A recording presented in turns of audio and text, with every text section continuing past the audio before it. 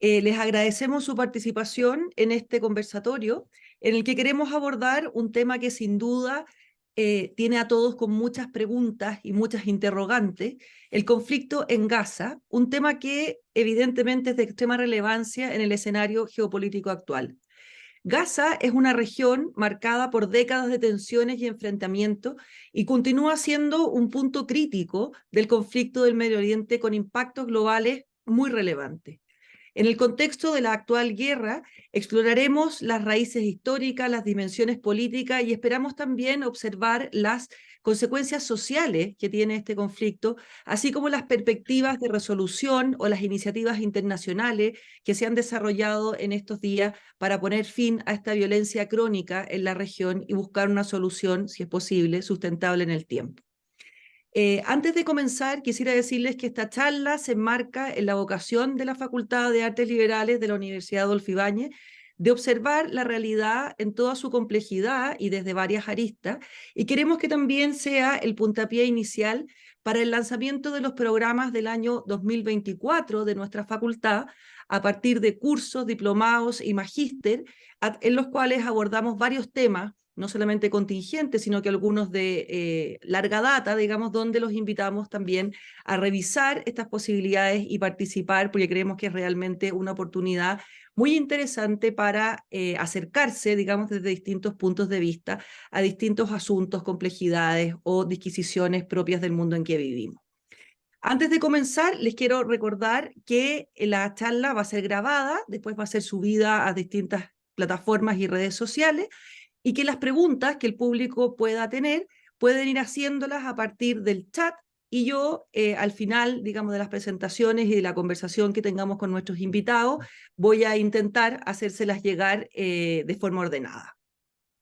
Entonces, sin más, creo que ya podemos empezar. Les voy a presentar a nuestros dos invitados del día de hoy. Son dos profesores de la casa que han tenido la gentileza de compartir con nosotros sus perspectivas y su conocimiento respecto del conflicto que se está desarrollando. El primero de ellos es el profesor Matthew González.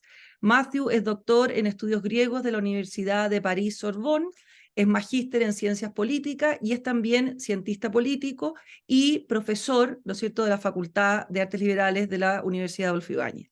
Fernando Wilson es doctor en Historia del Instituto de Historia de la Pontificia Universidad Católica, es magíster en Ciencia Política, miembro de número de la Academia Chilena de Historia Naval y consultor en temas latinoamericanos en defensa y seguridad.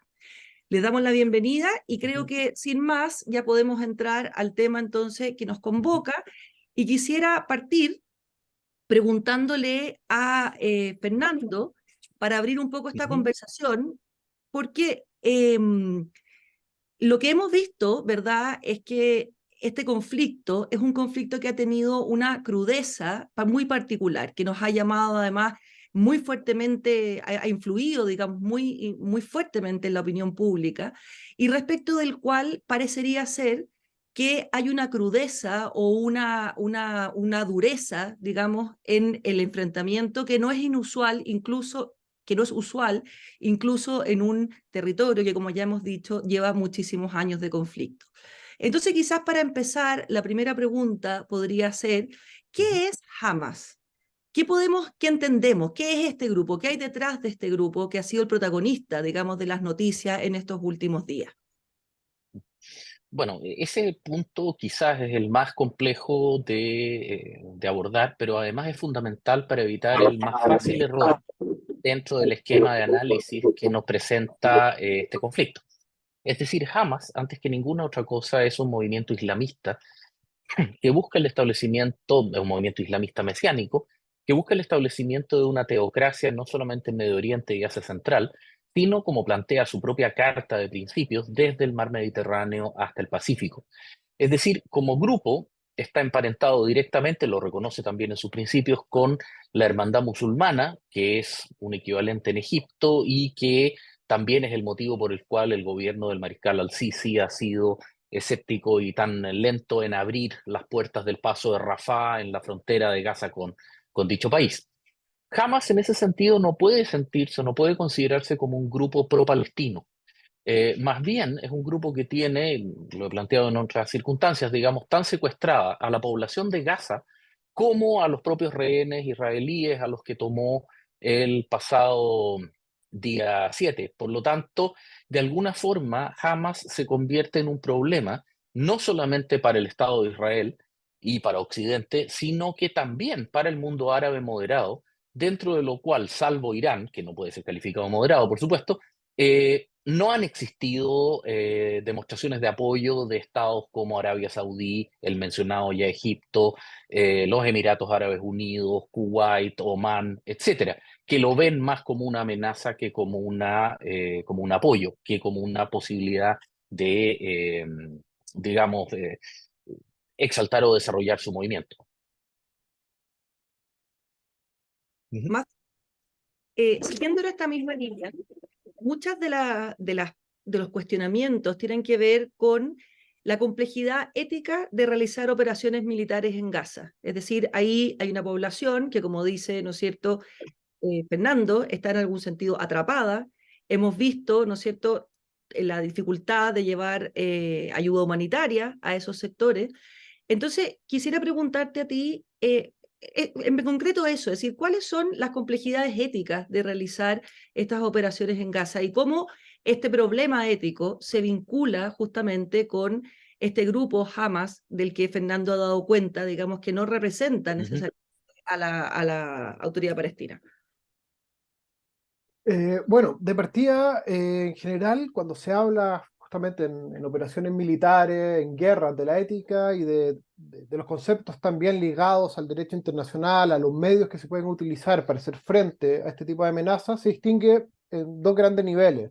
El primero es de la guerra, es decir, si es que el que está peleando finalmente es una autoridad legítima para llevar a cabo esta guerra, y en este caso, en el caso de Hamas, que es un grupo terrorista, efectivamente, no puede haber legitimidad en la acción que hace.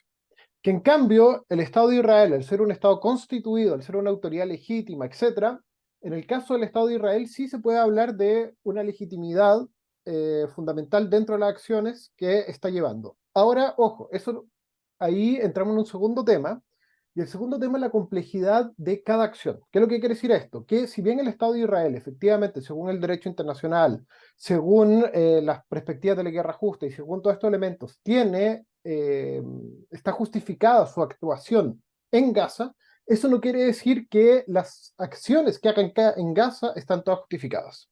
¿Cuál es el problema de esto? Que finalmente cada acción que debe hacer Israel, o sea, cada acción que decida hacer Israel, por ejemplo, bombardear en un cierto lugar, hacer entrar sus tropas, los combates que puede tener, etcétera, cada uno de esos elementos tiene que ser analizado en particular, y en ese caso rige lo que es llamado el principio de proporcionalidad.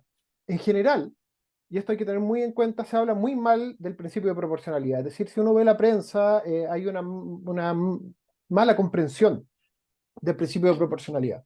¿Por qué? Porque el principio de proporcionalidad no quiere decir que uno tiene derecho a hacer lo que, finalmente, a ojo por ojo, diente por diente, que es la ley de Talón. El principio de proporcionalidad no quiere decir eso. No es porque, por ejemplo, jamás violó a un número indeterminado hasta la fecha de mujeres israelíes, que los soldados israelíes tienen derecho a violar un número indeterminado de mujeres palestinas. No. Nunca hay derecho, por ejemplo, a hacer crímenes sexuales, nunca hay derecho a matar prisioneros, nunca hay una proporcionalidad para matar civiles. La proporcionalidad, ¿qué es lo que quiere decir? Quiere decir utilizar los medios adecuados para hacer frente a la amenaza según la naturaleza de la amenaza. Ejemplo de esto es que si tú tienes un miliciano de Hamas que está en la playa de Gaza con una Kalashnikov y que en realidad no supone ninguna amenaza y está rodeado de 100 civiles, no es proporcional tirarle un misil y matar a los 100 civiles junto a esa persona. En cambio, si este mismo miliciano efectivamente tiene unos misiles y es una amenaza directa para una serie de poblados israelíes, en ese caso sí se pueden utilizar medios más poderosos para eliminarlo. Entonces la proporcionalidad en este caso justamente depende de la amenaza a la cual se hace frente, depende del tipo de amenaza que es, depende de la categoría de la persona que está, etc. Y otros elementos que hay que siempre tener en cuenta es que, y esto es un problema muy grande de estas guerras asimétricas, que es que en teoría, o por lo menos según el derecho internacional y las teorías de la guerra justa, los combatientes lo que tienen que tratar de hacer es separarse lo máximo posible de la población civil. justamente Hamás, dentro, y como bien dijo Fernando, tiene rehén no solo a israelíes, sino que también a la población de Gaza. Y dentro de esa lógica, Hamás que lo que busca pelear lo máximo posible entre los civiles. ¿Para qué? Para así obligar al ejército israelí a que haya también un gran número de muertos palestinos, porque es lo que le sirve a su aparato de propaganda. Y frente a eso, entonces las decisiones que tiene que tomar Israel efectivamente son extremadamente complejas, eh, porque tiene que ser frente a un grupo que no está dispuesto a respetar las convenciones mínimas de la guerra. Y es un problema extremadamente difícil, y que toda la guerra contra el terrorismo, toda la pelea, por ejemplo, contra la Al-Qaeda, el Estado Islámico, etcétera, se enfrentó a este mismo problema y a esta misma dificultad. Claro, si pudiera agregar a eso, precisamente el hecho de, como bien mencionaba Matías, la guerra asimétrica se basa precisamente en romper el principio de la proporcionalidad. En el sentido precisamente de forzar al adversario, valga la redundancia, formal, a entrar en una dinámica de choque con sus propias reglas de enfrentamiento, sus propias reglas de uso de la fuerza, situación que hemos visto también en América Latina, en el mismo Chile, etcétera, y generar una tensión tremenda respecto a la legitimidad del proceso de empleo de la fuerza legal o legítima.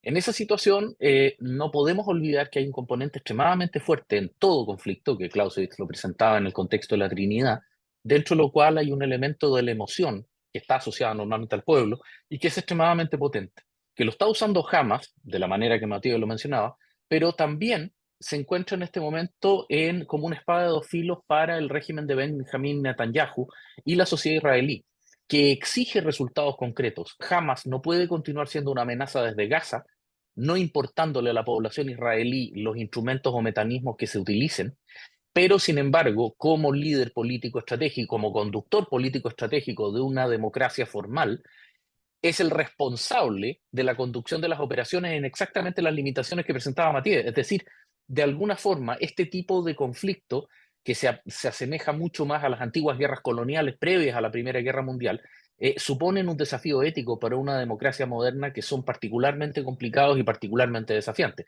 Y Hamas está actuando, está utilizando eso precisamente como eje de su campaña y desde los ataques en adelante. Fernando, quisiera que si puedes adentrarte un poquito en el tema, un poco en el tema que tú hablas de que aquí hay un origen emocional también.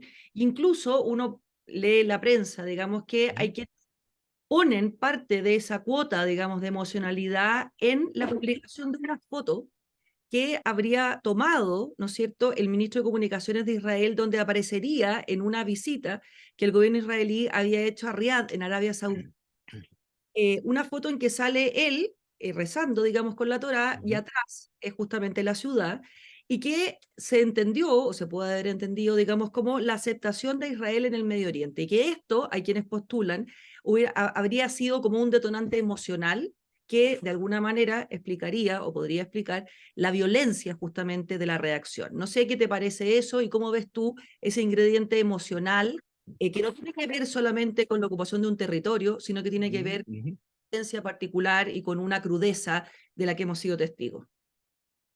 A ver, primero que nada, no podemos olvidar que Medio Oriente es probablemente una de las zonas de choque tectónico, en sentido de Huntington, más antiguas de la historia. Recordemos que la primera batalla registrada de Occidente, de lo que después, varias iteraciones después, se llamaría Occidente, es la batalla de Kadesh entre Ramsés II y los hititas.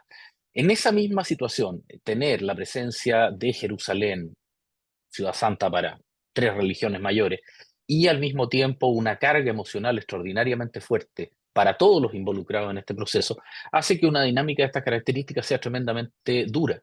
Incluso podemos ver en el sentido contrario la imagen del iraquí cristiano copto, quien, amparándose en las normas de libertad de expresión en Suecia, eh, se colocó frente a la principal mezquita de Estocolmo y se dedicó a ir sacando páginas de un Corán y quemándolas en sucesión, generando un escándalo de dimensiones mayores.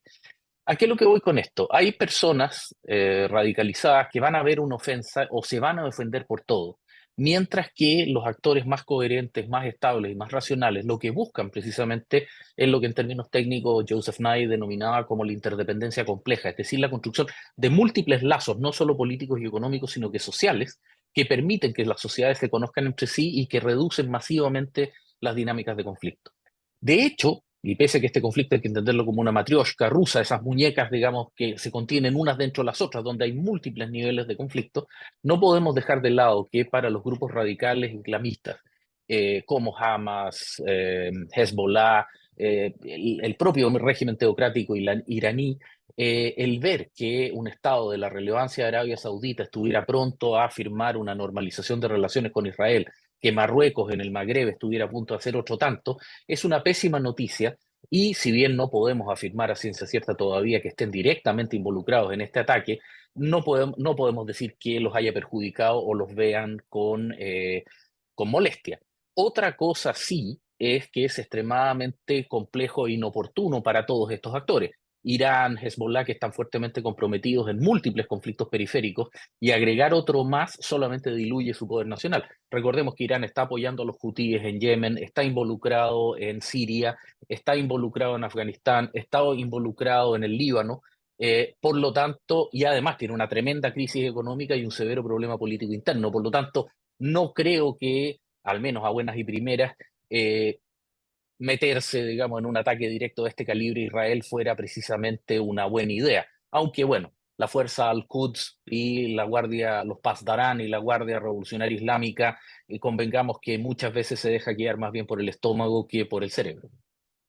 Matthew, hay también, si uno lee la... Si puedo agregar algo antes, también creo que acá hay algo que es importante destacar, que de un lado, informaciones por lo menos que han salido en la prensa, que bueno, siempre hay que tener un poco de cuidado con esto, sin embargo indican que, por ejemplo, en los cadáveres de varios de los milicianos de Hezbollah que lanzaron este ataque, encontraron planos y encontraron información de inteligencia, efectivamente, sobre el movimiento de las tropas israelíes, sobre finalmente la organización, sabían efectivamente las distintas rutas que podían tomar los refuerzos, que llegar a la base, etcétera, y que remontan a más de un año.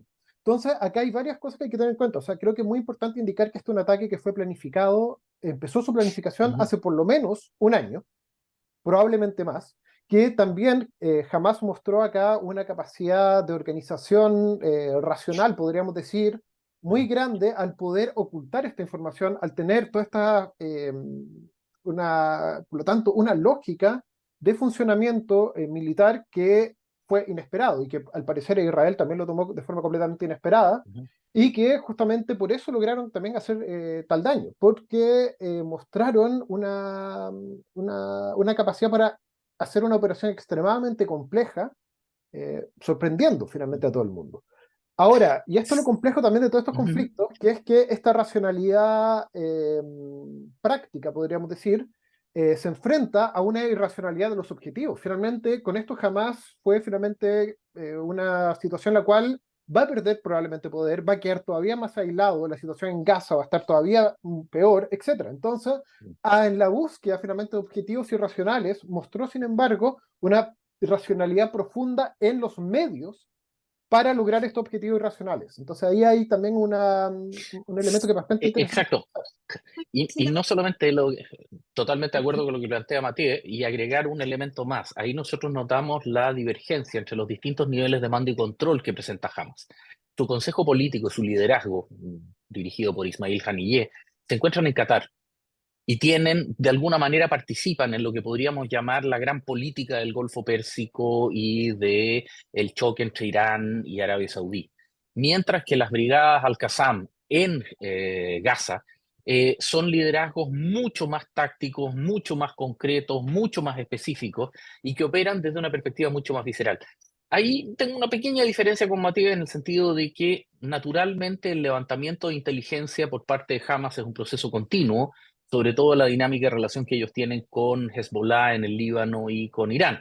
En ese sentido, yo veo la operación más como una operación osada y extremadamente intensa, muy dura, muy atrevida, pero la gracia que tiene, y esto en la medida que puede hacerlo es un cumplido, al planificador táctico, en el sentido de que fue comparativamente simple. No era un plan extraordinariamente complejo, ultra enredado, ni nada, sino que estaba diseñado para aquellos implementadores tácticos, es decir, existe en el pensamiento estratégico el dicho más complicado que un plan japonés, porque los japoneses de la Segunda Guerra Mundial eran los maestros de generar unos enredos gigantescos. No, esto era un plan comparativamente simple, como decía, audaz y muy agresivo, y muy grande en términos de volumen de fuerzas comprometidas, y además eso concuerdo plenamente con la irracionalidad del hecho, porque esto solamente va a redundar en una posición negativa para Hamas. Es inexorable porque forzaron lo que los israelíes han intentado evitar desde el año 2007, una intervención física con tropas terrestres en la Franja de Gaza, algo que no quieren hacer porque es combatir en un literal Stalingrado, es decir, combate urbano a muy corta distancia, donde su superioridad tecnológica y entrenamiento e instrucción se ve reducida debido precisamente a la presencia de las ruinas, los escombros de las construcciones. Fernando, pero si pudiéramos quizás retroceder un poco y yo te preguntara luego esto, ¿cuál es el objetivo entonces de Hamas? ¿Cuál es a dónde está dirigida o cuál es el logro al que está dirigida su acción en esta... A ver, en el plano estratégico es a la construcción de un califato que abarque a todo el Asia, lo cual obviamente se ve como poco práctico y poco posible, al menos en el corto y mediano plazo. En el nivel operacional, me atrevería a decir que lo que están buscando es impedir que Israel salga de su aislamiento en su relación con los estados árabes del Golfo Pérsico, que son sus grandes financistas, sobre todo los núcleos conservadores de dichos sectores. Y finalmente, en lo táctico, volver a recordarle a los israelíes que siguen siendo relevantes. Recordemos que Hamas se hizo famoso hace algunos años por lanzar decenas de miles de cohetes de distintos modelos y tipos, digamos, construidos desde los más sofisticados hasta los artesanales construidos en Gaza. Sin embargo, eso fue evitado por la presencia del sistema antiaéreo antimisil Iron Dome. Esa situación redujo mucho su capacidad militar y Hamas había quedado de alguna manera desplazado en su capacidad, por decirlo de alguna manera, de iniciativa frente a Israel de poder atacar de forma efectiva. El recurso a un ataque con fedayines, con guerrilleros directos que mataran civiles, es también una demostración de desesperación de los conductores tácticos, digamos, de la Franja de Gaza, en el sentido de producir un resultado concreto y real frente a Israel. Ahora pueden ufanarse en una visión demencial de la interpretación del hecho, de que mataron a 1.300 israelíes y arrastraron a 1.300. Pocos minutos antes del inicio de este seminario, Hamas subió un video de la nieta de un chileno, digamos, Mia Shem, planteando que estaba viva, que quería salir del problema. También se subieron algunos videos de niños, de infantes, lo cual nos muestra un tipo de conflicto que en la tipología clásica podría calificarse de mítico o de absoluto, es decir, un conflicto ideológico que no está dispuesto a negociar nada, no está dispuesto a transar nada, y que en muchos casos se agota, me atrevería a decir, en los cuadros más básicos de tropas, en el nihilismo, en simplemente morir matando, en la venganza y en las emociones de los odios profundos que llevan a un nivel realmente extremo. Por decirlo de alguna forma, Hamas no es un grupo con el que se pueda negociar.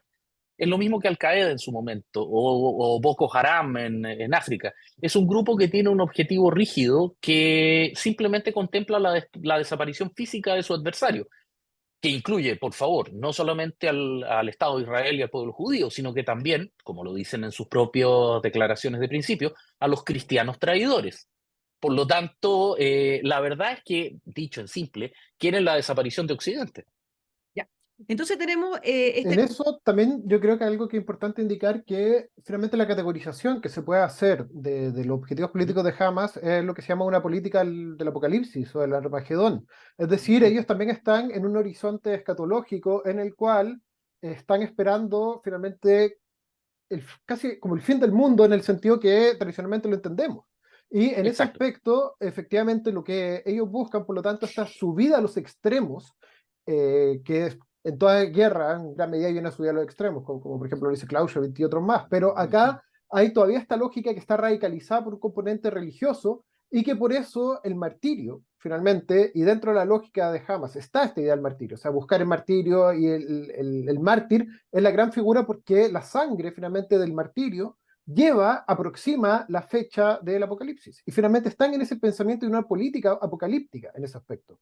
Y dentro de esta, insisto, o sea, dentro de esta política de este medio, o sea, este objetivo irracional, los medios que utiliza Hamas son plenamente racionales dentro de esta irracionalidad. Ahora, efectivamente, como tú dices, Fernando, o sea, acá también, o sea, si tú tienes que enfrentarte a comandos que están dispuestos a morir, que son finalmente kamikazes, es muy, muy difícil o mucho más complejo pararlos, que fue el mismo problema que tuvieron, por ejemplo, los estadounidenses durante la Guerra del Pacífico, cuando los pilotos kamikazes se lanzaban en contra de los barcos de la flota estadounidense. O sea, parar un kamikaze es mucho más complicado. ¿Por qué? Porque un No se soldado va a detener. racional, claro, se detiene y está dispuesto a rendirse, está dispuesto a todas estas cosas. Pero en cambio, acá tenemos el problema de que jamás, finalmente, como buscan estos elementos del apocalipsis, entonces, y de la muerte, el martirio, el suicidio, entonces es mucho más complicado parar a un suicida en ese aspecto. Absolutamente, o sea, de alguna forma el gran drama con Hamas es que no hay forma de negociar con ellos, no hay forma de controlarlos, y recordemos que ese también es el motivo por el cual el mismo mundo musulmán se aleja de ellos, es decir, el mundo árabe en términos generales y el mundo musulmán centroasiático no los mira con simpatía ni a ellos ni a otros grupos radicales de las mismas categorías. El hecho de ver, por ejemplo, a Bashir al-Assad, alawita, en Siria, relacionándose con Hezbollah, no es una cosa muy fácil y solo se explica por la desesperación del régimen de Assad. Es decir, de alguna manera, esto también es una guerra civil dentro del propio mundo islámico y no puedo dejar de insistir que la población de Gaza es tan rehén de Hamas como la población, como los rehenes judíos. Fernando, y entonces creo que quizás una pregunta que surge cuando uno va oyendo es ¿cuál es el origen de Hamas? O sea, ¿cuál es el momento en el que surgen, digamos, y cuáles son las condiciones geopolíticas o históricas en las que se nace, digamos? Y entonces al mismo tiempo, porque aquí una de las grandes discusiones, digamos, que ha tenido estos días, digamos, es que Hamas hay quienes lo identifican, ¿verdad?, equivocadamente con el pueblo palestino, identificando Exacto. cosas que son completamente distintas. Entonces me gustaría que hiciera esas dos distinciones, o sea, cómo nace y cuál es la relación o la diferencia entre unos y los otros. A ver, haciendo corto un tema bastante largo y complejo, durante la década del 70 y particularmente después de la guerra del Yom Kippur, en octubre del 73, no solamente los árabes toman conciencia de que no es posible destruir militarmente en forma convencional al Estado de Israel, es decir, los tres no de Jartum después de la guerra de los 6 días se demuestran como huecos, sino que posteriormente Egipto, de la mano de Anwar el-Sadat, firmará los pactos de Camp David que llevarán efectivamente a la restauración de relaciones y a la visita del propio Sadat a Jerusalén. En esa situación surgen una serie de grupos que habían tenido un rol más bien secundario en lo que podríamos llamar la fase de conflicto interestatal en el marco de la Guerra Fría, a la emergencia de grupos asimétricos que comienzan a plantearse desde perspectivas propiamente políticas, como es el caso de la OLP y sus múltiples grupos integrantes, particularmente al-Fatah, y grupos que comienzan progresivamente a ser radicalmente religiosos. No olvidemos que al-Fatah y en general los nacionalismos árabes estatales pertenecen a los grupos denominados como Ba'ath o Renacer, que son grupos socialistas laicos que consideran que el Islam ha causado que el mundo árabe se haya congelado en su avance tecnológico y haya permitido que los bárbaros occidentales, inferiores a ellos en conocimiento, cultura, civilización, hayan podido superarlos a través de la revolución industrial. En ese sentido, en esta suerte de Hexenkessel, en esta olla de brujas, digamos, surgen grupos radicalizados que, por el contrario, buscan interpretaciones religiosas radicalizadas, escatológicas, como bien mencionaba Matías, en el sentido de refugiarse en el literalismo coránico. Recordemos que el Islam no tiene la consistencia doctrinal que tiene el cristianismo en general. No tienen, por decirlo de alguna forma, un concilio de Nicea, donde la patrística cristiana se consolidó y que es tan válido para protestantes, católicos, ortodoxos, etcétera, sino que tuvieron apenas un muy breve periodo de apenas 50 años del califato de Bagdad antes de fragmentarse nuevamente y de esa forma comenzar una dinámica que es tremendamente líquida. En ese sentido, las interpretaciones coránicas más tradicionales, contenidas en lo que se define como la Sharia, la costumbre islámica, define cursos teológicos relativamente estandarizados. Pero en la periferia surgen grupos radicalizados que muchas veces desde la ignorancia, la pobreza más profunda, memorizan 2 o 3 páginas del Corán y lo interpretan literalmente, cuestión que no se puede hacer por cuanto el texto es contradictorio y está escrito, digamos, en una forma más bien de orden poético, al menos como se lo puede leer en castellano. Yo no leo árabe como otros profesores de la facultad. En esa situación, las circunstancias que vemos con Hamas es que es un grupo que surge, un grupo splinter en términos teóricos, digamos, es decir, un grupo esquirla, radicalizado, que busca el chantaje primero a la propia sociedad musulmana y luego a sus enemigos culturales o religiosos externos para imponer una visión que en este caso en particular podríamos, abusando del término, definir como una suerte de califato teocrático radicalizado. Perfecto. Matías probablemente va a tener algo con lo cual complementar seguro, digamos. A ver, Max, Por ahora no, le dejo a María José hacer la Por pregunta. favor. otra pregunta que ha surgido, digamos, permanentemente a partir del viernes pasado.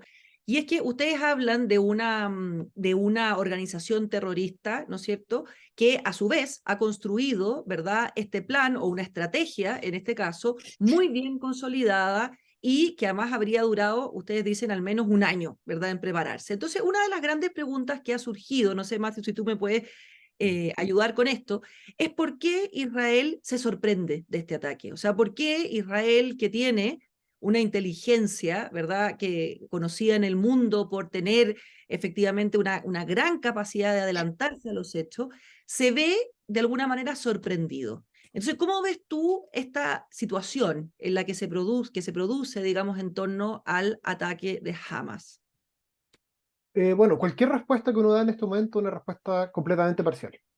¿Por qué? Porque parcial no en el sentido de que uno está mirando de la parcialidad, sino que no No tenemos disponemos, acceso a la información. claro, Exacto. en este momento, y Israel ya se habla y va a haber, como hubo cuando pasó algo similar con la guerra de Yom Kippur, va a haber una comisión investigadora dentro de Israel que va a demorarse varios meses en revisar finalmente todos los informes de inteligencia que hubo, cómo funcionaron los aparatos de inteligencia, si es que, por ejemplo, les llegó la información, pero no supieron trabajarla para poder, a partir de esa información, transformar esa información en conocimiento, o si es que le faltó la información, qué cosa.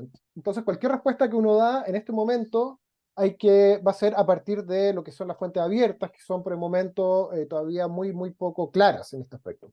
Ahora, hay Limitado, algunas claro. respuestas que se están dando que, insisto, son por el momento, son respuestas posibles, son hipótesis más bien que de respuestas, que una investigación posterior tiene que probar. La primera es que de un lado se creyó en Israel, al parecer, de que era posible llegar a una especie de convivencia con Hamas, como se logró con Hezbollah después de la guerra Líbano del 2006. Es decir, que Hamas tiraba cada cierto tiempo cohetes, Israel bombardeaba cada cierto tiempo la franja de Gaza, duran este conflicto una semana, después se volvía a la situación anterior y así una y otra vez, y como un conflicto de baja Conflicto de baja intensidad intensidad. manejable, claro, inmanejable. Y que, bueno, se pensó en el lado israelí que tal vez eso era, la Unión Europea al parecer también pensó lo mismo, Estados Unidos lo mismo, entonces hubo de partida tal vez una cierta ceguera en este aspecto. Segundo elemento, también posible de esto, es que el gobierno israelí consideró, el Estado israelí más que el gobierno, consideró que la mayor amenaza estaba de un lado en el norte, en la frontera norte, es decir, con Hezbollah, que la guerra con Siria también los tenía preocupados, la amenaza iraní del desarrollo, ¿no?, de un programa nuclear, y también el avance de la instalación de distintas colonias dentro de Cisjordania. Y que al parecer, insisto, acá nuevamente son informaciones que por el momento son lo que dice la prensa, hay que tener mucho cuidado con esto, pero al parecer también hubo, debido a la creación finalmente de nuevas colonias en Cisjordania, hubo que muchas unidades militares que tradicionalmente están más preocupadas de Gaza, muchos elementos de inteligencia, etcétera, se destinó más a proteger estos enclaves en Cisjordania y que eso llevó a un debilitamiento de la frontera con Gaza. De hecho, acá hay un ejemplo que leí la otra vez en la prensa y que, bueno, nuevamente, insisto, hay que tener cuidado con esto, pero que decían que Israel tenía 3 globos de observación que vigilaban a Gaza continuamente y que en las semanas anteriores estos 3 globos fallaron y que no fueron reemplazados y en el momento se creyó que eran porque ya llevan bastante tiempo, fatiga material, etc. y que hoy en día Israel está investigando si estos 3 globos de observación finalmente no habían fallado por un sabotaje de algún tipo de Hamas. Entonces, bueno, no sabemos si fue eso, si fue coincidencia que lo que pasó, pero ahí hay la posibilidad que, bueno, insisto, hay que esperar un informe más definitivo, que todos estos factores finalmente, y acá estamos hablando de múltiples factores, convergieron a que finalmente no se observara Se con produjo la toda la ventana. importancia, claro, y ahí Hamas aprovechó para lanzar el ataque. Fernando, y Sí, sí, perdón, es que ahí hay dos elementos. Uy, aparte perdón. de eso, ¿qué rol cumplió la política interna o el conflicto, la crisis política interna en Israel respecto de este fenómeno de no haber previsto? Porque uno también en la prensa lee Ujú. que de alguna manera Israel estaba concentrado en sus problemas internos y esto podría haber de alguna manera distraído los problemas de la Franja de Gaza. Entonces, no sé qué te parece esa afirmación. A ver, sí, pero ahí hay un contexto que se conecta directamente con el punto que mencionaba Matías, que es el concepto de el contexto de coexistencia implícito. Es decir, Israel y Hamas en Gaza habían construido de alguna manera una suerte de forma implícita de coexistencia en la cual ambos bandos, no teniendo relaciones formales, habían desarrollado un método de relación. La acción que desarrolla Hamas rompe con esas estructuras. Y eso nos lleva a un segundo punto. La inteligencia, que a veces se interpreta casi como una suerte de concepto arcano o magia, en realidad no es nada más que información veraz y oportuna que ayuda a la toma de decisiones. Pero la inteligencia por sí no resuelve nada, sino que tiene que ser el mando político el que la usa o la emplea. Y ahí conecto directo con tu pregunta, en el sentido que Benjamin Netanyahu y los conservadores del ala más dura del Likud tienen una mirada bastante dura respecto a lo que es el territorio que le corresponde a Israel. Y eso, como mencionaba Matías, está generando la instalación de colonias ilegales, digamos, que contradicen los acuerdos de Oslo, en la Cisjordania, generando una fuerte tensión con la autoridad palestina formal de Fatah. En ese sentido, todo pareciera ser que el análisis, y aquí no sé hasta dónde le cabe responsabilidad propiamente a Netanyahu y cuánto le corresponde más bien a la Cancillería israelí, comenzaron a ver una estructura más bien de orden general de relación respecto al Golfo Pérsico y a los grandes actores estatales, y comenzaron a arrinconar actores secundarios como Hamas, como Hezbollah, pensando que sus propios potencias, sus power brokers, digamos, sus propios gestores, se encargarían de controlarlos o contenerlos. Y ahí es donde entramos en la dinámica de irracionalidad con la que conversábamos al principio de este conversatorio, en términos de que la, el patrón de comportamiento irracional de Hamas, la alteración de este consenso implícito de coexistencia, es muy difícil de entender desde una mirada de espejo. Y aquí viene el problema central de que los israelíes, siendo semitas, siendo todo lo que se quiera, son para todos los efectos prácticos una sociedad occidental democrática. Mientras que Hamas y la población palestina en Gaza representan visiones que no podemos resumir en códigos de diálogo social que sean equivalentes o que sean fácilmente reductibles o estabilizables a través de este sistema. En ese sentido, la política interna israelí indudablemente descuidó la amenaza de Hamas. Hamas se convirtió, por decirlo de alguna forma, en los desconocidos de siempre, digamos, la amenaza de siempre, pero también es indudable que el fuerte quiebre social que la reforma judicial que está pretendiendo Benjamín Netanyahu no solamente ha generado un quiebre social profundo en Israel, sino que ha gatillado lo que incluso algunos observadores israelíes han denominado como su propio estallido social, que llegó por primera vez en la historia de Israel a las propias Fuerzas Armadas, donde hubo militares israelíes que se manifestaron en contra de este proceso. No olvidemos que Benjamin Netanyahu es hermano de Jonathan Netanyahu, quien era el comandante de los comandos que liberaron al vuelo de Air France secuestrado en Entebbe en 1976, que es el único muerto en la operación por un tiro de un francotirador ugandés. Por lo tanto, él también tiene, por decirlo de alguna manera, una vinculación espiritual que de alguna manera a estas alturas ha sido superada por su propia carrera política, pero se conecta con la era dorada del Estado de Israel que enfrentaba a los estados árabes. pero que está demostrando severas dificultades para enfrentar esta amenaza asimétrica, líquida, difícil de manipular o manejar, como un grupo como Hamas, que no se comporta de acuerdo al manual. Matthew, y en esa misma línea, otra pregunta.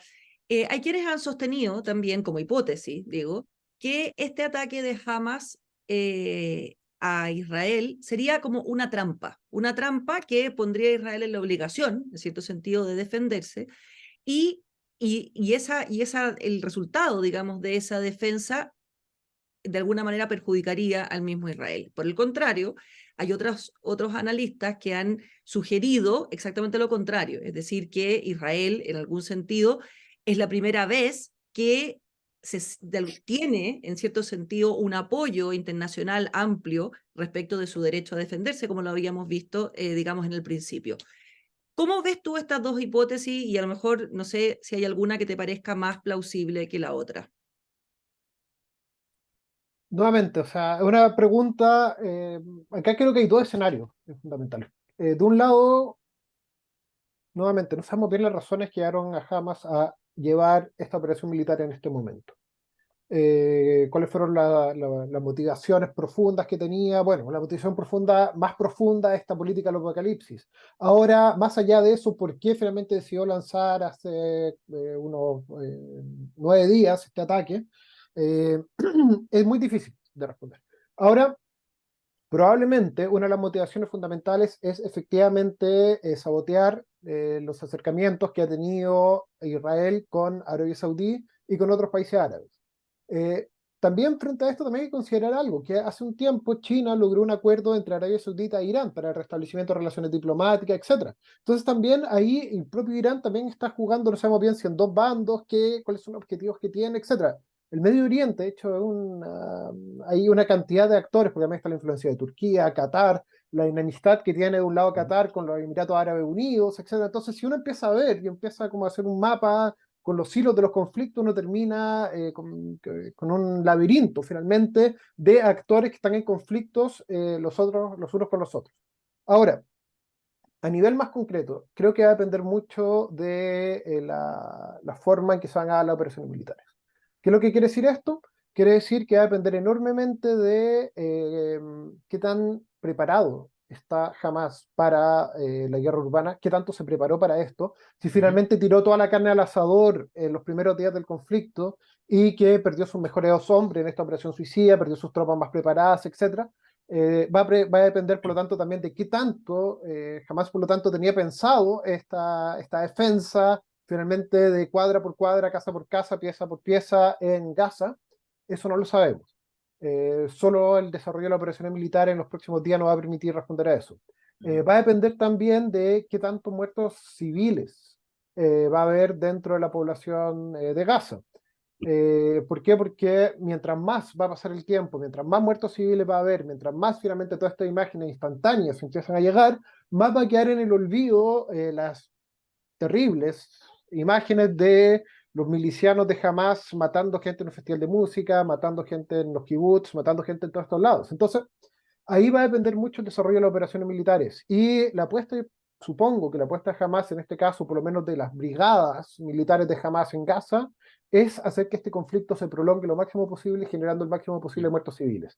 Y el objetivo de Israel, en cambio, es justamente lograr utilizar su superioridad tecnológica, su superioridad militar, etcétera, en lograr destruir lo más rápidamente posible, descabezar lo más rápidamente posible estas brigadas, evitando lo máximo posible las muertes civiles. Y ahora, ¿cuál de estos escenarios se va a dar? No tengo una bola de cristal, no lo puedo saber, pero va a depender de estos factores principalmente. Fernando, antes de entrar en las proyecciones, que yo creo que es un tema que es importante de abordar, ¿quién financia Hamas? A ver, Hamas, primero que nada, tiene un financiamiento de base a través de lo que es el financiamiento, entre comillas, legal o gris, que llega para la subsistencia y desarrollo de la Franja de Gaza. No es casualidad que el fin de semana pasado la Unión Europea haya congelado inmediatamente todos los fondos que se entregan precisamente para el desarrollo de Gaza, considerando que ya se había envenenado a más de una generación con el odio y que no se podía continuar con eso. Es evidente que Hamas, que está a cargo de la Franja de Gaza, corta la parte del león en términos de poder de esa forma reequipar y rearmar a sus cuadros de combate. No olvidemos también que Hamas tiene toda una red de apoyo social a las víctimas de su fedayín, de sus guerrilleros, que una vez muertos, digamos, reciben pensiones, etcétera, lo cual también hace que en muchos casos se convierta incluso, por espantoso que sea, en una suerte de alternativa de subsistencia. El apoyo iraní es indiscutible, aunque probablemente no se ejerza más bien a través de dinero, sino que más bien la provisión de expertise, entrenamiento, instrucción, algunos precursores básicos de material de combate, precursores para explosivos, hoja, chapa metálica para la fabricación de los rockets, etcétera. Y finalmente los distintos Emiratos del Golfo, donde los cuales existen grupos conservadores particularmente activos, que desde la década del 70, desde el año 79, con la invasión soviética a Afganistán, comenzaron a apoyar escuelas coránicas, madrazas y distintos grupos de resistencia, y que han mantenido dicha acción a través de todo el mundo islámico. Apoyan a los musulmanes en Cachemira, ocupada por la India, apoyan a los uigures en China, apoyan a distintos grupos anti-iraníes en el propio Afganistán, apoyan, digamos, a Boko Haram o Al-Qaeda en el Magreb. Es decir, hay grupos que están, pero que más que proveer recursos permanentemente, proveen ayudas específicas sobre requerimientos determinados. Se necesita determinada cantidad de teléfonos satelitales, se necesita determinada cantidad de explosivos de un determinado tipo, se necesita que se instruya o se entrene a determinada cantidad de especialistas en construir cinturones explosivos. Es una red bastante compleja de acción en la cual, como te digo, se da la paradoja de que, por ejemplo, mientras Emiratos Árabes Unidos y la propia Arabia Saudita apoyan fuertemente a la construcción de un sistema equilibrado y balanceado de poder, hay grupos dentro de su país, no olvidemos que Osama Bin Laden era un ciudadano saudí, digamos, tienen visiones antagónicas con el propio régimen de su propio país y buscan la creación de estas visiones más bien mesiánicas, poco concretas y poco prácticas, digamos, en el sistema. Es decir, Hamas, todo indica que hoy día está enfrentando un problema severo con el corte de los 1.600 millones de euros anuales que entregaba la Unión Europea, pero probablemente Ismail Haniyeh va a hacer su trabajo en el Golfo Pérsico para conseguir que desde Kuwait, Emiratos Árabes, Qatar, etcétera, se le entreguen otros cientos de millones de dólares para poder nivelar esto, a menos que la acción diplomática sea extraordinariamente efectiva. Y no es casualidad que estemos viendo a Anthony Blinken, secretario de Estado norteamericano, recorriendo capitales, digamos, como Kissinger en sus mejores años, o por el contrario, el rey Abdallah segundo de Jordania se lo vio entrando nada menos que al 10 de Downing Street durante el sábado pasado. Es decir, claramente esto es algo que está movilizando fuerzas, pero que por principio no puede ser público. Tiendo a creer que por eso Israel todavía no desarrolla sus operaciones sobre la Franja de Gaza, porque están estableciendo de alguna manera los parámetros a través de los cuales esa intervención, que es inevitable, es aceptable para los otros miembros de este bloque y de este sistema de poder. Matthew, y entrando justamente en este tema de las proyecciones, en términos generales, después entremos al Medio Oriente y a los países, digamos, de Occidente, pero ¿qué podemos esperar de la comunidad internacional en este conflicto? Bueno, primero que nada, siempre encuentro complejo hablar de comunidad internacional. ¿Por qué? Porque como tal no existe. Hay múltiples actores que cada uno tiene su propio interés y que cada uno de estos actores que tiene su propio interés pueden llegar a acuerdos efectivamente parciales porque sus intereses convergen. Y cuando divergen van a tener otros aliados o van a buscar otros aliados, van a buscar cómo acomodar su interés a los intereses de otros para lograr sus objetivos. Ejemplo más claro de esto, el Consejo de Seguridad de las Naciones Unidas, en los cuales hubo Está un trancado, intento, claro. claro, hubo un intento, ahora hay una resolución, creo que escrita por Brasil, que es un miembro no permanente, justamente donde está tratando de encontrar un ejercicio de equilibrismo, pero es finalmente un texto muy, muy genérico, y en ese aspecto creo que efectivamente la diplomacia de Estados Unidos tiene un rol fundamental, siendo el agente en la zona, hacia muy militares. En eso, el hecho no es tampoco un azar que Estados Unidos haya enviado su portaaviones más avanzado con todo un grupo de apoyo justamente a la zona. Tampoco es un azar que Estados Unidos haya enviado también, ahora está enviando un segundo portaaviones, y todo eso son El también Eisenhower. para, claro, para mostrar que no solo es diplomacia, no solo vienen con palabras, sino que también tiene una fuerza militar para empujar un poco los actores hacia sus objetivos. China, que por el momento China ha tomado una posición más bien muy crítica a Israel. Sin embargo, China también tiene un acercamiento importante con Irán, tiene buenas relaciones con Arabia Saudita, tiene también buenas relaciones con Egipto, tiene, por lo tanto, también tiene una influencia en toda la zona. Y ahí también, bueno, hay que ver, porque los intereses de China y Estados Unidos no solo divergen, también convergen en varios aspectos. Ninguno de los dos tiene interés a que la región del Medio Oriente se transforme en un polvorín con una guerra muy grande. Ambos necesitan un petróleo bajo, sobre todo China ahora con los problemas económicos que Exacto. tiene. Entonces, ahí hay una convergencia de interés del lado de China y del lado de Estados Unidos. Los países europeos también. Entonces, todos tienen una serie de intereses convergentes que personalmente creo que si es que la racionalidad debería prevalecer, o la racionalidad como la entendemos nosotros en Occidente cultural, por decirlo de alguna forma, llevaría a que el conflicto no se extienda por un tiempo muy largo, debido a que finalmente nadie, tampoco Egipto, tampoco ninguno de estos países de Egipto tiene ya suficientes problemas en su frontera sur con Sudán, la guerra civil en Sudán, con los problemas que tiene con Etiopía, etcétera. Entonces, ya hay suficientes razones para que finalmente todos los actores converjan a que, bueno, dejemos que Israel destruya gran parte del poderío de Hamas y después veamos cómo arreglamos esto. Ahora, creo que hay una convergencia de intereses en esto. Ahora también pasa que, eh, aunque haya convergencia de intereses, puede surgir lo irracional. La guerra también es el espacio en que surge lo irracional.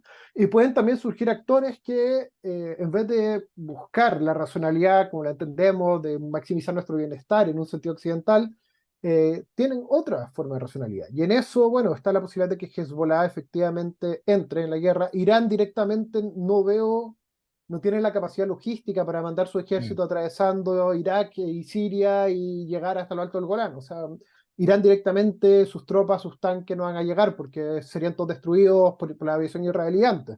Pero sí apoyar masivamente a Hezbollah eh, con finalmente que abra un frente norte en la guerra. Y en ese aspecto, bueno, es la mayor amenaza que hay, y por eso también pienso que probablemente la razón de por qué Estados Unidos mandó su flota, mandó estas dos flotas, que es Mm. justamente para avisar a Hezbollah que no lo haga. Ahora, Claro, claro, y en ese sentido no podemos dejar de lado los ataques aéreos que Israel ha desarrollado sobre Siria en los últimos días, que precisamente han atacado lo que podría ser considerado como el Ayatollah Trail, en comparación a lo que fue la senda de Ho Chi Minh, digamos, a través de Laos y Camboya durante el conflicto de Vietnam. Es decir, dejar nítidamente claro que tienen perfecta conciencia de que Irán va a tratar de hacer eso y recordarles que no es una alternativa viable. Ahora, siempre es agradable conversar con otro vestaliano realista, digamos, eh, como Matías. Comparto plenamente en el sentido de que el sistema internacional se mueve sobre la base de intereses y en ese esquema a nadie le interesa esta guerra y por lo tanto tiendo a creer que incluso a varios estados conservadores musulmanes de árabes musulmanes del Golfo Pérsico y de las cercanías, particularmente Egipto, no van a ver con mala cara que Israel le dé un buen golpe a Hamas y reduzca brutalmente su capacidad de combate. Va a ser un alivio para todos, pero eso tiene que ser hecho en el marco de eh, digamos, no me gusta tanto el término de proporcionalidad, pero tiene que ser hecho con una regulación de la fuerza que tiene que ser medianamente razonable y que es extraordinariamente difícil en este contexto. Por favor, nunca olvidemos que la guerra es la concentración de la violencia en espacio y tiempo para conseguir objetivos políticos. Entonces, y la verdadera definición de Clausewitz es que la guerra es la agregación de violencia a la dialéctica política. No es esa definición espuria que anda dando vuelta que la guerra es la continuación de la política. No, no, no, la guerra es política. Entonces, en ese sentido, de alguna forma, esto es un elefante sobre la cuerda floja, digamos, es tener que desarrollar operaciones militares convencionales en terreno urbano, con fuerzas mecanizadas pesadas, contra un enemigo como Hamas, que todo indica hará una resistencia tenaz con fuerzas de infantería ligera y muy bien provista de armamento antitanque, que puede terminar siendo realmente un desafío militar importante. Lamentablemente creo que es improbable que no haya una intervención a Gaza en términos de que la población, digamos, de Israel no se lo permitiría a Netanyahu. Pero la forma a través de que lo haga y hasta dónde, por ejemplo, no deje de ser llamativo el que hayan establecido esta frontera, entre comillas, en el río, en el Guadí Gaza, el río que atraviesa la franja, buscando intervenir en el sector norte poblado por la ciudad de Gaza y dejar los campos de refugiados, las ciudades de Rafah y El Arish en el sur sin intervenir. Es decir, comenzamos a ver que hay un plan que puede comenzar a intuirse. Siempre, por favor, y recojo lo que dice Matías, desde la perspectiva de la especulación libre, digamos, no tenemos acceso a los planes y no hay visiones evidentes en esta misma situación.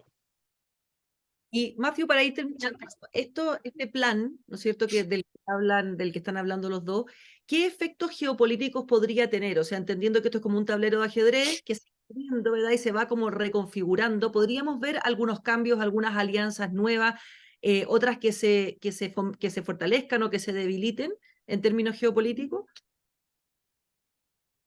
Creo que nuevamente va a depender de qué tanto dure el conflicto. ¿Por qué? Porque, bueno, de partida hay que considerar algo también. O sea, salvo Israel, todos los otros países del Medio Oriente son regímenes que no son democráticos. Bueno, y el caso, bueno, incluyendo, bueno, también está el caso de Turquía, que es una democracia parcial, con dejo autoritario, que ahí, bueno, una democracia autoritaria en el cual no hay que olvidar que Erdogan estuvo al punto de perder las elecciones también, y que Erdogan también sabemos que tiene varios contactos con Hamas, con la hermandad musulmana, etcétera. Entonces ahí también hay que tener en cuenta eso. Ahora Erdogan ya tiene suficientes problemas con Grecia, con Armenia, con Azerbaiyán, con la guerra de Ucrania, con Siria, para querer meterse en otro nido de avispas más. Entonces, personalmente creo que si efectivamente esta guerra no dura más de unas semanas o máximo 2 meses, no vamos a ver unos cambios mayores. Es decir, que si bien, bueno, probablemente un acuerdo entre Israel y Arabia Saudí no va a tener lugar este año, es probable que tenga lugar en 2 o 3 años y va a seguir una cooperación no abierta, pero sí por atrás, finalmente intercambio de informaciones, intercambio de todo esto, para que, bueno, ya lo tienen en gran medida, pero que va a aumentar todavía más eso. Entonces, personalmente no creo que haya una reconfiguración general de esto. Creo que en eso, por ejemplo, una posibilidad, o sea, ver cómo se desarrolla la guerra de Ucrania, tiene efectos geopolíticos mucho mayores que este conflicto. ¿Por qué? Porque esto también hace parte un poco de una lógica que ya tuvo lugar, que por ejemplo se vio en la guerra del Líbano en 2006, se ha visto en la otra operación en Gaza, etc. Es parte de una dinámica. Claro, no creo que cambie radicalmente eso. Ahora, ojo, acá hay que tener mucho cuidado en qué pasa si Israel, después de 2 meses, que insisto, no lo veo poco probable, pero que lo vea poco probable no quiere decir que es imposible. ¿Qué pasa si a cada 2 meses Israel todavía no logra debilitar, como propone su estrategia Hamas? ¿Qué pasa si Hamas sigue después de 2 meses mostrando una posibilidad de combate, sigue tirando misiles, sigue haciendo todo esto? Bueno, ahí entramos en un escenario que es más complejo porque ahí justamente uno de los elementos fundamentales de la posición de Israel es mostrar su poderío militar. En ese aspecto sí, que el armamento nuclear, que Israel lo tiene. Pero ahí entramos en un escenario más complejo, pero insisto, lo veo muy poco probable. Fernando, y esto hemos visto Uh-huh. Francia, que hubo que evacuar Versalles, hubo que evacuar el Museo del Louvre. ¿Te parece a ti que esto pueda tener de alguna manera un efecto expansivo en otras células, en otros países en Europa, donde podamos Bueno, ciertos ataques? A ver, Mateo, por favor, ¿tú sí, no, qué? que hoy día hubo un atentado en Bélgica. Hubo 2 muertos en Exacto. Bélgica justamente por un lobo solitario que dijo que por esta causa llegó y mató a 2 suecos en Bélgica para el partido, justamente un partido de fútbol. Claro, y en Francia tuvimos el asesinato de un profesor la semana pasada. Ahora, sí, pero esos son lobos solitarios que podemos calificarlos más bien dentro de la curva de Gauss del comportamiento dentro de toda sociedad compleja. Ahí yo quisiera insistir en un elemento. Mark Galeotti tiene un planteamiento que en su momento criticó un famoso libro de Relaciones Internacionales, El Tablero Mundial de Zbigniew Brzezinski, que lo planteaba precisamente el poder internacional manejado bajo códigos Guerra Fría en términos de la aplicación de estructuras de racionalidad. En este caso, Galeotti plantea la visión de que esto más bien hay que entender el mundo como el choque entre yudokas, personas que aprovechan la fuerza de los otros y que son netamente oportunistas y que tienen una capacidad de intervención o de aprovechamiento de circunstancias. Sin tener respuestas claras todavía, no podemos descartar que Hamas haya aprovechado una ventana de oportunidad que se le presentó. No conocemos las circunstancias, las dinámicas de poder dentro del propio Hamas y por lo tanto que puede existir un escenario en el cual la reacción que ellos están teniendo y la respuesta israelí sirva para desarticular sectores de Hamas que son considerados, por ejemplo, por el comité político o el propio director Ismail Haniyeh como adversarios dentro del propio sistema. Que no vaya a ser como lo hizo en su momento Ho Chi Minh con el Vietcong vietnamita, que los lanzó a la ofensiva del Tet en 1968, un gran levantamiento, que en realidad fue un saludo a la bandera, fue el suicidio del Vietcong, porque eran rivales de poder con el gobierno de Ho Chi Minh en Hanoi. En este caso no podemos descartar que los liderazgos locales de Gaza, de Hamas, estuvieran ganando prestigio y que de alguna manera el liderazgo de Ismail Haniyeh estuviera reduciendo y que los hubiera mandado a un ataque kamikaze en búsqueda de la gloria para que de alguna manera se despeje su cadena de mando. Ahora, no creo que Israel pueda tolerar que Hamas retenga una capacidad operativa elevada en Gaza, al menos por un periodo de años. No creo que pueda tolerar que permanezca la capacidad de lanzar cohetes, por ejemplo, que podríamos especulativamente tentarlo como un baremo o como una barrera de mínimos de manejo de la situación, y al mismo tiempo, digamos, el encierro y la elevación de las medidas de seguridad de manera dramáticamente superior. Si bien hasta el fin de semana antepasado habían todavía pasos habilitados, la mayoría estaban cerrados, pero estaba el paso Erez, etcétera, hacia Israel, dudo que eso se vaya a repetir en un periodo realmente prolongado de tiempo. Por lo tanto, las opciones de combate de Hamas también se reducen respecto a cómo llegar a Israel. Vamos entonces ahora terminando, he ido intentando poner en la conversación las preguntas de los de que nos están oyendo, pero hay tres que creo que no las he incorporado todavía. Y la primera de ellas es la pregunta a lo mejor que todos nos hacemos, y que ¿cuál es la posibilidad de solución pacífica que tiene este conflicto, si existe alguna? Creo Me temo que que, o sea, ninguna. creo que acá hay que diferenciar dos cosas. O sea, una posibilidad es un cese al fuego, que sea algo similar a lo que existía o lo que existe, o que no sabemos si sigue existiendo, pero por ejemplo, la frontera norte de Israel con el Líbano, en el cual después de la guerra del 2006 entre Israel y Hezbollah se llegó a un acuerdo de cese al fuego que globalmente ha sido respetado. A veces hay tiros de mortero, a veces hay un misil, a veces hay cosas así, pero que globalmente se mantiene esa Se lo mantiene. convivencia. Claro, se mantiene. ¿Por qué? Porque ambos tienen el interés de mantener esa convivencia, tanto Hezbollah como Israel. Ahora, bueno, hay que ver si es que sin estas operaciones militares qué es lo que va a pasar con eso, pero por lo menos se ha mantenido en un periodo de 17 años. Algo similar también a lo que ocurre, por ejemplo, entre Israel y la Autoridad Nacional Palestina, en el cual en Cisjordania, pese a todo, hay, y bueno, hemos visto los muertos estos últimos días allá, pero que globalmente hay una situación manejable de bajo conflicto y finalmente una serie de cese al fuego. Ahora, una solución realmente pacífica, es decir, una solución que ponga fin a este problema, estoy de acuerdo con Fernando. O sea, creo que en este momento no hay un acuerdo posible entre ambos bandos. Creo que lo pudo haber hacia finales de los años 90, principios de 2000, cuando Exacto. hubo la negociación de Camp David, y que por una serie de razones que, bueno, ahí depende de qué fuente uno consulta, suelen responsabilizar más un lado al otro, pero que después de la segunda intifada, la sociedad tanto israelí como palestina tienen objetivos que no son compatibles entre sí y que por lo tanto en este momento, y por lo menos en un corto plazo, no veo la posibilidad de un acuerdo de paz definitivo en ese aspecto. Sí, cesa el fuego, Exacto. puede haber No, cesar el fuego, sí, pero no acuerdo de paz. y en ese sentido concuerdo plenamente y sobre todo en términos de que tenemos dos enemigos que enfrentan esto como un conflicto mítico que no tiene la posibilidad de resolverse. Me temo que para Hamas la dinámica es de suma cero, por lo tanto simplemente ellos no van a tolerar mientras continúen existiendo como organización la existencia del Estado de Israel y de un mundo que no respete sus visiones literalistas o integristas del Islam.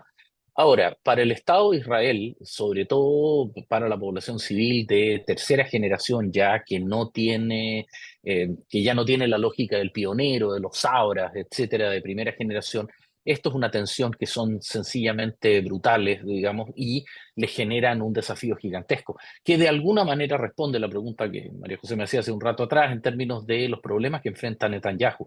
Netanyahu sigue viendo la política exterior de Israel desde la perspectiva de la construcción del Estado, mientras que los israelíes lo ven desde la perspectiva de la consolidación de sus poderes nacionales y del desarrollo de su sociedad y sus de sus proyectos personales de vida. Es decir, tenemos un choque generacional de concepción de qué es lo que es Israel, en términos de sociedad y proyecto político, etcétera, etcétera. Oye, última pregunta antes de terminar. Varias personas están preguntando respecto de la ayuda humanitaria que ha costado, no se ha podido entrar. Y la Ujú. pregunta es si la ONU podría adoptar una posición más enérgica respecto de este problema o si, por el contrario, no es posible. A ver, el problema de los órganos internacionales, en general, y de la ONU en particular, es que son tan fuertes como sus Estados miembros quieren que sean. Y la ONU estaba diseñada por parte de Estados Unidos y las potencias triunfadoras, los aliados en la Segunda Guerra Mundial, para un mundo multipolar occidentalizado después de la Segunda Guerra, algo que no existió desde la Guerra de Corea y la Guerra Fría. Por lo tanto, la ONU es tratar de tomar sopa con un desatornillador, es utilizar el instrumento equivocado para resolver el problema. La ONU es muy útil con sus órganos subordinados y con sus estructuras, pero no es un power broker, no tiene los instrumentos ni está organizado como un power broker. Más aún cuando miembros críticos de carácter permanente del Consejo de Seguridad tienen posiciones antagónicas respecto a este conflicto y por lo tanto se bloquean y no se consigue ningún tipo de acuerdo que sea vinculante. Y finalmente hay un tema de capacidades militares. Las fuerzas militares israelíes tienen una capacidad objetivamente extremadamente elevada. Estamos hablando que el ejército israelí, al contrario de los europeos que se desmovilizan y se reducen masivamente tras la Guerra Fría, retiene una capacidad operativa que tiene más medios de combate que todos los ejércitos europeos combinados. Por lo tanto, efectivamente, digamos, tratar de decirle a eso que no puede hacer lo que ellos quieren hacer y que su pueblo le exige que hagan, exige una dosis de realpolitik francamente importante y urgente. Sí, Matthew, sobre esto yo quiero agregar sobre el tema de la ONU también, y que es que efectivamente, o sea, la ONU, como bien dice Fernando, o sea, es una organización que no tiene divisiones finalmente, o sea, no tiene fuerza, no tiene la capacidad de ejercer la fuerza. O sea, hay esa frase que probablemente Stalin nunca la dijo, pero que era, bueno, ¿cuántas divisiones tiene el Papa? Y acá podemos decir algo similar, o sea, la ONU solo puede En el marco del funcionar, poder duro, no tiene la exacto, capacidad. claro, solo puede funcionar si es que los estados que están ahí aceptan que funcione. Y entonces va a ser cuando finalmente tanto Hamas como Israel consideren que dentro de sus cálculos, efectivamente, Ya no que les la ONU conviene entregue, seguir. claro, les convenga. Y para eso va a ser un cálculo continuo que van a hacer, y ahí la ONU va, porque tiene personal técnico que es muy calificado, tiene personalidad técnico de ayuda humanitaria, que tiene experiencia en estas crisis, que sabe muy bien intervenir en estos asuntos, y que ahí no hay lugar a duda que hacer una intervención en el terreno de alta calidad. Pero que fuera ese aspecto técnico, la ONU finalmente lo único que puede hacer es ayudar cuando hay una voluntad de ser ayudado. Y en este momento ninguno de los dos lados tiene esa voluntad. ¿le sirve a Putin esta guerra? No, no mayormente. No, No yo tampoco mayormente. creo. No, no, No. Putin ya tiene suficientes problemas en la guerra en Ucrania, ha agotado gran parte, o sea, basta ver los blindados que están utilizando ahora, que son blindados sacados de De la los... década del de las reservas de Siberia, digamos, de la década del 50. No, Sí, Putin está en su propio pantano y convengamos que tiene suficientes problemas él solo. De hecho, el principal problema de Putin en este minuto es que Irán no le va a poder seguir vendiendo drones sí, porque se los va a tener que mandar a Hezbollah, digamos. sí. O sea, Sí, no, sí, o sea, yo creo que esta guerra fue algo que ningún actor importante quería, pero que también ninguno, ni China, ni la India, ni Rusia, ni los europeos, ni Estados Unidos, convergen plenamente en cómo solucionarla. Entonces, también eso explica el problema que hay. O sea, exacto. pero Esto es ninguno lo que quería esta Kissinger, guerra. Nadie quería esto. absolutamente. Esto produce el síndrome que Kissinger definía como ride the tiger, montar un tigre. Mientras sigas arriba en las espaldas del tigre está todo bien, pero el problema es que si te caes el tigre te devora. En este minuto todos estos actores juegan, transan poder, pero ninguno puede tolerar mostrarse débil o mostrar sus cartas porque inmediatamente es, digamos, enfrentado por sus adversarios. Y ahí, como bien mencionaba Matías, el desplazamiento por parte de Estados Unidos de dos grupos de batalla de portaaviones, el Ford y el Eisenhower, al Mediterráneo Oriental, es un mensaje no a Hamas, sino que derechamente a Irán. Y también un fuerte espaldarazo a sus aliados en la región. Me estoy refiriendo a Egipto, a Arabia Saudita, a Jordania, en algún sentido también al gobierno libanés, más allá de la presencia de Hezbollah en el Parlamento libanés y una serie de otros actores que operan sobre la base de estructuras o cuotas de poder definidos, digamos. Oye, Pero bueno, esto es un conflicto de realpolitik y de poder duro, todavía. No ha llegado el momento Completamente. del poder blando Sí, aún. completamente. Cuando llegue ahí la ONU va a intervenir y ahí va a intervenir de forma Va a bastante ser exitosa, pero por el momento no es su hora. bueno, exactamente. a los dos, miren, hemos tenido una audiencia de, no sé, en promedio 260 personas. Me siguen llegando muchísimas preguntas, así que creo que es claro que vamos a tener que juntarnos de nuevo cuando esto haya avanzado un poco para analizar La otras intervención terrestre, exacto. y cómo se va desarrollando este conflicto que evidentemente produce o genera mucha incertidumbre y muchas preguntas que gracias a ustedes hemos podido de alguna manera, ¿no es cierto?, ir cerrando. Así que muchas gracias a todos los que estuvieron con nosotros. Quedan muy invitados a visitar nuestros cursos y programas y también esperamos que en una otra oportunidad podamos acercarnos con estos dos excelentes conocedores y charlistas a ver otros aspectos de esta guerra que nos tiene estremecidos a todos. Muy buenas noches y que tengan un muy buen fin de día.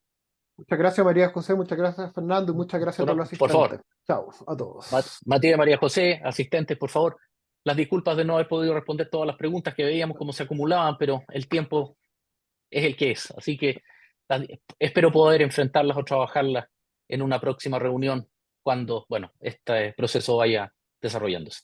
A su Igualmente. disposición. Chao, chao. Chao a todos y a todas.